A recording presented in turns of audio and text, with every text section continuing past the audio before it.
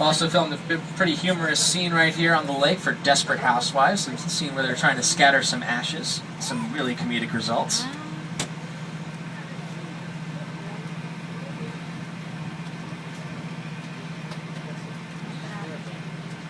I forgot to ask, who here is on vacation today? Show hands. Oh, cool. Now, if you guys are enjoying your vacation, let me hear you say, "Woo!" Woo! All right. Good to know. Glad to hear it. I'm not on vacation right now. I'm at work. But that's okay. Every day at work kind of feels like a vacation, so woo! There we go. There we go. We're going to take a nice little scenic route around Park Lake. When we film scenes for McHale's Navy using Park Lake, we use very small miniatures of ships. That way it can achieve the illusion of creating the entire Pacific Ocean. All comes down to scale.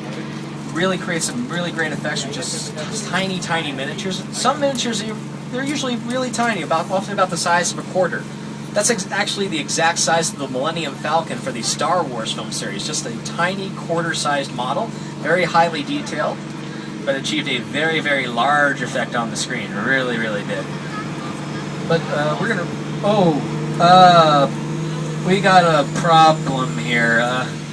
Looks like Park Lake has overflowed the road.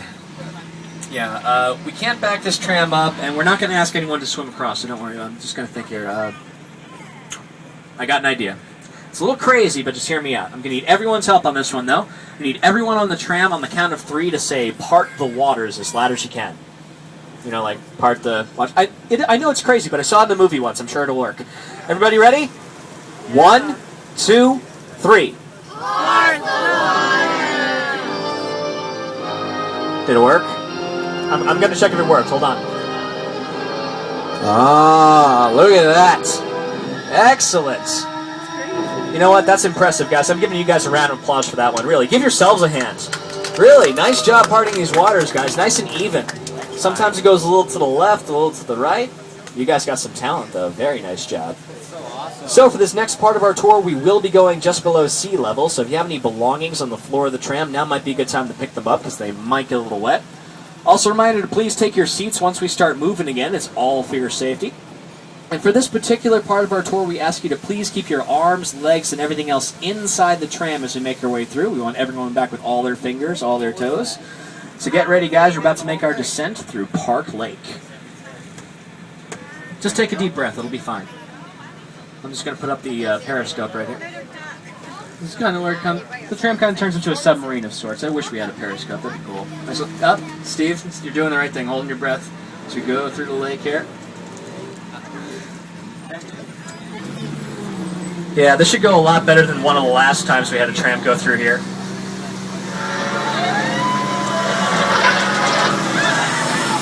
tram is overloaded. It's not afraid to walk on water.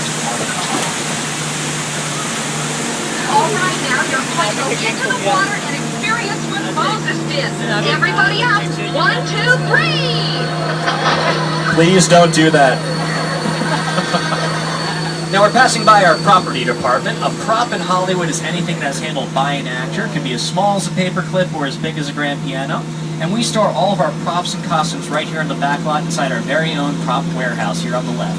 Inside this huge 4-story building, all we have to do is go in, take whatever we need for production, and bring it on back as soon as we're done.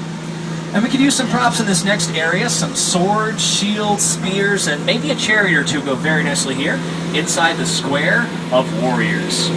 This is where Stanley Kubrick filmed his 1960s masterpiece, Spartacus, starring Kirk Douglas and Sir Laurence Olivier. It was more recently seen as the city of Gomorrah for the Scorpion King, starring Dwayne "The Rock" Johnson. And I think it'd be a nice place to hold a toga party, don't you think? Who's with me? Toga, toga, toga, toga. If I can get it set up, I'll find you guys on Facebook. I'll invite you. Everyone's on Facebook these days. I'll track you down. Now, the Square of Warriors is just one small area of a larger area of our backlot that we call Little Europe, which can double as any European city or country that we want it to be. All we have to do is change the locations, change the language on the signs and the flags outside the buildings, and it's good to go. Some great productions to film here in the past include all 3 of the Pirates of the Caribbean movies. They filmed right here as the cities of Tortuga and Port Royal. You can also see them in Angels and Demons starring Tom Hanks and Ewan McGregor. Also on episodes of Chuck and NBC's Heroes. The wrong fare, the wrong time. We may never know what really happened. No, I spoke to him 2 days ago. He was convinced someone was following him, trying to steal his research. He died because of his feelings. That's crazy, is it? The man left his family, discredited his career to chase wild theories halfway around the world. Where are you going? For that scene, Little Europe sets it up as the city of Kanyakumari, India, the hometown of Dr. Mohinder Suresh. But you can't really talk about Little Europe, and especially not talk about Universal Studios without mentioning the monster movies that made them both so famous. So we're going to do a picture stop outside the most famous monster movie set of all time. This is the Court of Miracles. This is where all the movie monsters got their start, like the Hunchback of Notre Dame, Frankenstein, the Mummy, the Phantom of the Opera, Dracula, the Wolfman, the Invisible Man, the Bride of Frankenstein. Ah! Oh. That's just me. Sorry, the beard is new. I thought I was the Wolfman for a second. I'll shave tomorrow. Now, the movie monsters really owe a whole lot to the makeup pioneers like Jack Pierce. He got the ball rolling, creating some really great makeup effects for Dracula, the Wolfman, and Frankenstein. Now, he never got an Oscar for Best Makeup, but that's only because the Best Makeup category wasn't around until 1981. But Universal Studios was the first win for Best Makeup. It went to Rick Baker for his outstanding work in An American Werewolf in London. He had the grueling task of transforming actor David Naughton into a werewolf right in front of her eyes, and that transformation scene came out so good, they gave him the Oscar Gold. Well deserved, I'd say. And we are definitely known for our horror movie tradition here at Universal Studios. I'm going to play a little montage here of all of our famous movie monsters. Bonus points if you can name all the movies. Gracias.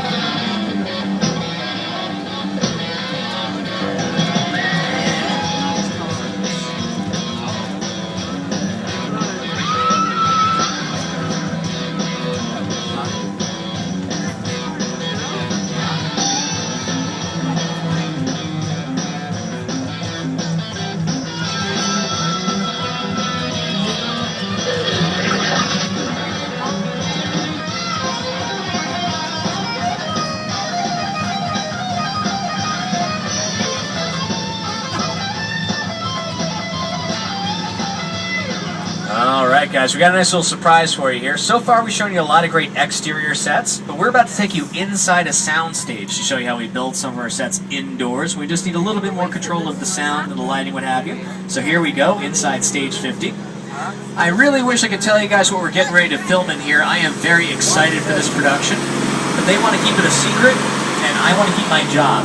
So I keep the secret, I keep my job, everybody wins, it all works out. Now, the unique thing about this particular stage is that this is the only 2-level sound stage we have. Right now we're entering the bottom level, made to look like a subway station, but right above us is another set made to look like a metropolitan city street, which comes in really handy if you want to get one continuous shot of an actor coming down these stairs to the right to catch their train, or even whoa! Don't worry, just a small California tremor, we get them from time to time, so don't worry, ladies and gentlemen. Whoa! Okay. Maybe you can worry just a little bit. It's going to be the big one, so just hang on tight. Oh no, the ceiling has collapsed back there. Is that a gas truck? Look out, guys!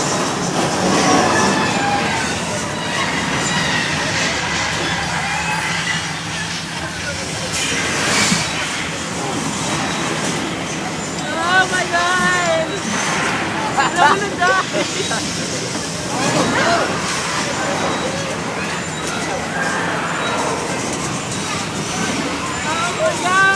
Wait a minute, what time is it? Oh no, the 4:20 train is due to arrive on the opposite track. I really hope they stop this train in time though. The ceiling collapse is not going to mix well if the train comes bare. Oh no. Here it comes now. Come on guys, I know you can do this. Hit the brakes! Hit the brakes, hit the brakes, hit the brakes! Whoa! Oh! That was close. But hey, the earthquake has stopped. That's good news. Bad news though, the water mains are broken.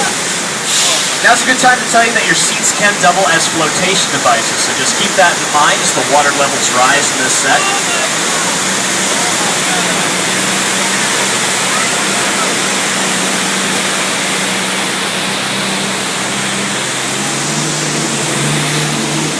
Let's see. Let's do a head count right here. We got car 1,